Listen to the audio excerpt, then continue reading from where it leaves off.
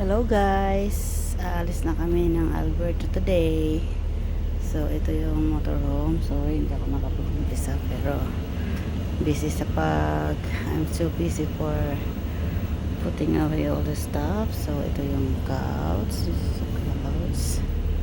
dining table, kitchen. So this will be removable, and this one also for the sink.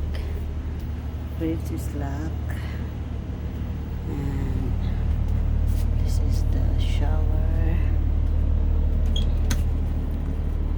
washroom, and living room, bedroom. Oh my god, I'm so tired,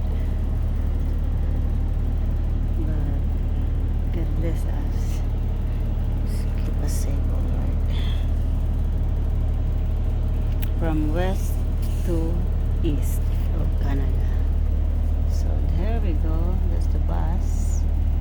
We're moving, but it will be expanded if it's if you want to eat or something. So we need to close the compartment.